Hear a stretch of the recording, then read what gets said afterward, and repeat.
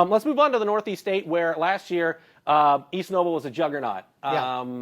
They beat Leo, let's see, once in the regular season, once in the playoffs. They beat DeKalb once in the regular season, once in the playoffs.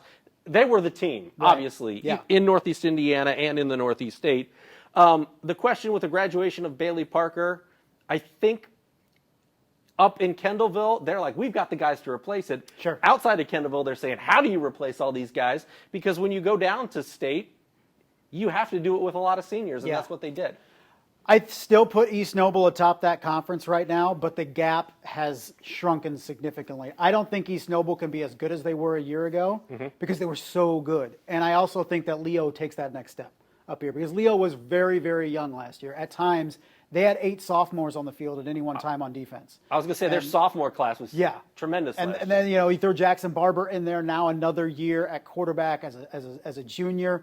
And they lose Peyton Wall, who did so much for them, particularly offensively.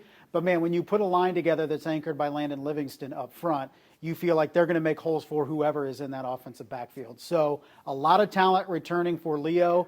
I still feel that East Noble's that team to beat. But like I said, that gap has been closed, both by East Noble dropping a step and also Leo gaining a step. Yeah, Mason Sharon, hopefully he gets healthy pretty soon and gives Leo a little bit more firepower because I think you're right. I think Leo's going to take, another step up this season, and a lot of it has to do with the offensive line. How are you going to block Landon Livingston in the Northeast State or in any classification? Yeah, really? I mean, when you look at it, both of your losses last year were to East Noble, and that sectional game was 14-7. Yeah, it was very close. Closer. Yeah. I think the first one was 35-7 in the regular season and then 14-7 in the postseason. So they definitely made some progress.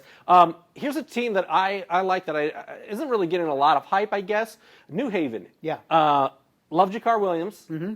Again, one of those players that's in his 14th year. He's only a junior. I know he's only a junior. I was like, you're a senior. He started as a fourth grader at New Haven.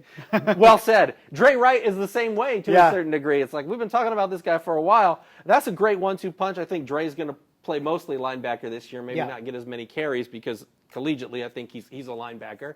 But Jimmy Lynn, it's a winning program, and I think they're ready to kind of take that next step. These guys have played as sophomores, as juniors. Now they're ready to maybe make some more noise.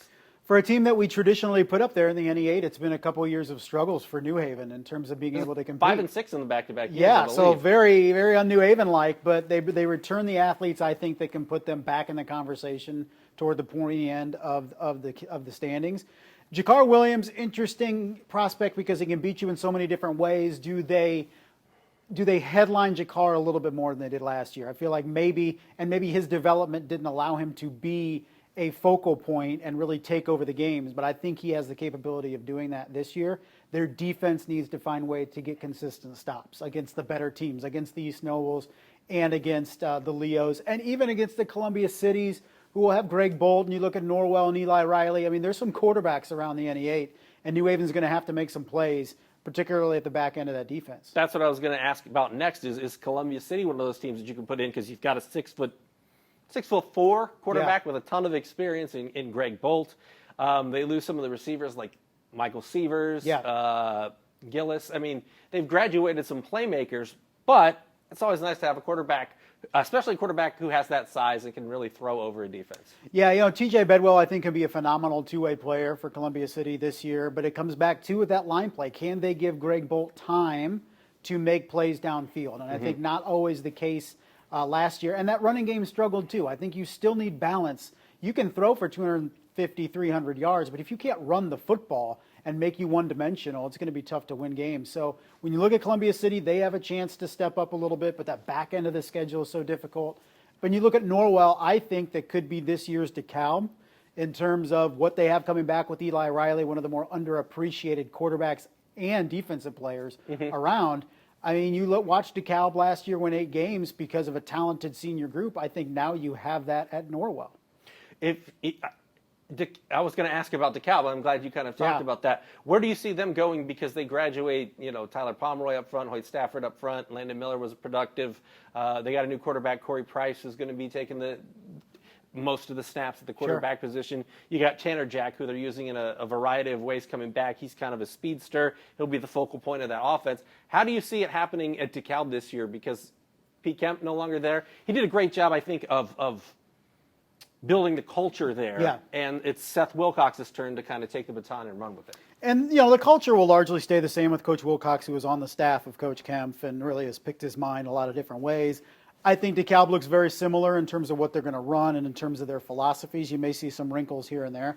But the big thing I think we garnered from last year with DeKalb is they got confidence. They can go out and play some of these better teams in the NE8, and they're not beat before they even step on the field, so to speak. So the confidence is a big thing. They take a dip in talent, particularly up front, losing guys like Stafford and Pomeroy up front because those guys were so huge, literally and figuratively, up front for them. So, and they replace those guys, we'll see. But being able to have that confidence going into playing East Noble and playing Leo and playing New Haven and not playing afraid is a big thing that DeKalb has going for them. If you're Huntington North, you're entering Bob Prescott's second season. If you're Belmont, you're not playing in week 1 and week 2. If your goal is to compete in the conference, that might not be a terrible thing because you're going to be healthy as you enter the conference season. But I'm sure you'd rather be playing than not at this point. Nick Hall taking over that program. How do those teams gain some steam this year? Because I think that's what both of those programs need to do is kind of get the ball rolling, put some more W's on the old record there, and see what they can do in the future. It's going to be tough for Belmont because you switch coaches so late in the game, and I think Nick Hall is the right choice long term. But I think short term it's tough. You don't play the first 2 weeks, then you have to come out and I think play Columbia City week 3 if enough of your guys have enough practices. And I think Huntington North is that dangerous team each and every week that if they beat somebody, we shouldn't be surprised. I think Bob Prescott laid the foundation last year. There's enough talent in Huntington and enough numbers that they should be better. And I think you're going to see them take the next step under Coach Prescott, who has turned around programs before. That's what he's known as and known to be able to do. And for last year, being able to win 3 games, I see at least 3 wins this year for Huntington North. I hope they get better at Huntington North because those Bob Prescott practices, man, they're having fun out there. They're enjoying it. They have the numbers. You want them to be good. They should be. They got the whole county. I think they will be in the future. Hopefully it's sooner rather than later. Makes them NE8 even more interesting, I think, as we go forward.